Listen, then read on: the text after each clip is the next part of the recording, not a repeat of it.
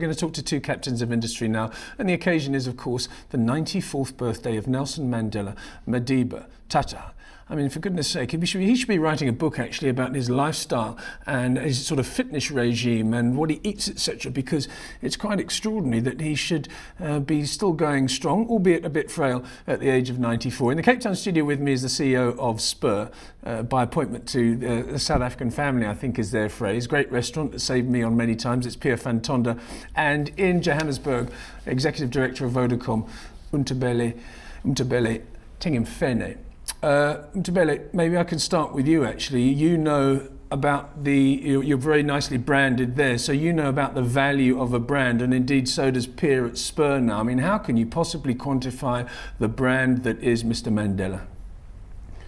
It is beyond quantification. I think the totality of the values that he espoused, the stature he has developed, both nationally in the continent and internationally, puts him way beyond how we can quantify the brand, Mandela the brand. I think we just are very fortunate to be living and looking forward to it and being inspired by it. But it will take a lot more for us to actually realize the actual value of that brand. Yeah, it's an extraordinary thing. We're very, very lucky, and I mean, we almost take it for granted, I think, now. Mthobeli. Let's move on to Pierre now. I mean, Pierre brand is very important. I mean, I'm just looking at an article from Mail and Guardian now, and it goes like this. It says, as South Africa celebrates the 94th birthday of Madiba, South Africans are increasingly beginning to grapple with the question of how to demonstrate care for the man without infringing on his dignity. There's often been instances where people have tried to trade off Mr. Mandela's name and sort of besmirching his legacy. Yes, I think, Lindsay, I don't think Mr. Mandela is a brand. I mean, we would like to use words like icon. You'd like to use words like he's touched the lives of every one of us South Africans, and that's not really brand. I think, when we look at the Vodacom and you look at Spur, that's brand. I think Mr. Mandela, in terms of how he's touched all our lives in South Africa and what he's done for us in this country, one cannot quantify that as brand. I think it's just emotionally too strong. Although there's obviously values in terms of how Mr. Mandela has touched us in various ways from a brand equity point of view.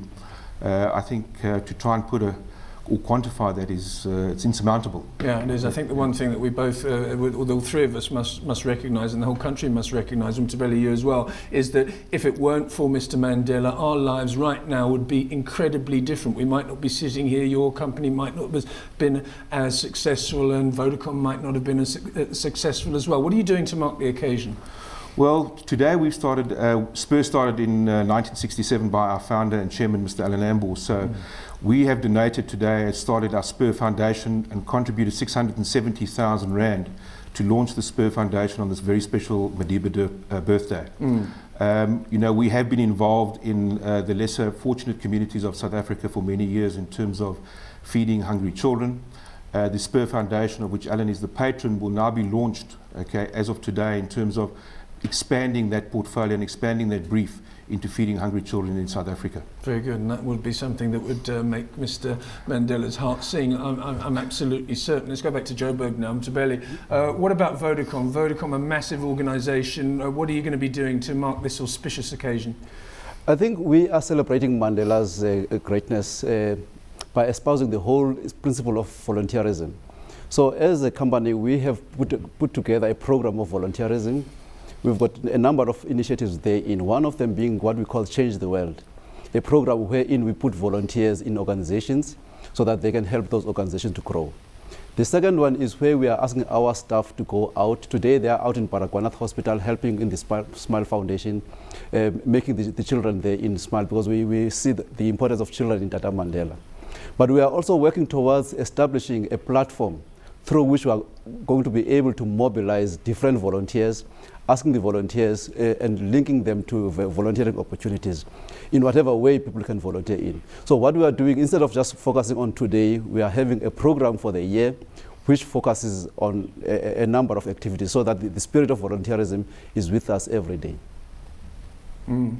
as it says on the screen now, Mr. Mandela, born in 1918, the end of the First World War, a particularly horrible war, but the battle is not over for South Africa, and it's not over for Mr. Mandela either, because there's some people saying that his successors are not doing, sort of not carrying on his tradition in quite the way that he might have liked. And this whole business of everybody doing, giving 67 minutes today mustn't be forgotten tomorrow, Mthobeli. What do you think? I mean, we should carry it on, shouldn't we?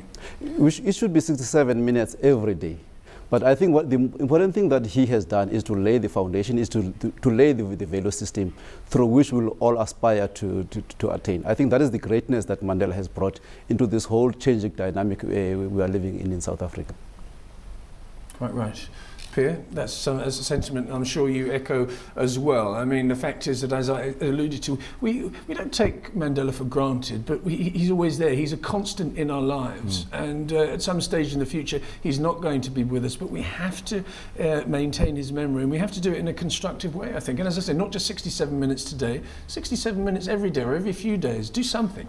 Lindsay, I agree wholeheartedly. I think if Mr. Mandela's birthday wish today would be to say, guys, the legacy of 67 must continue as a long-distance race, not as some sprint. And I think as organisation, as corporates in South Africa, we need to understand that.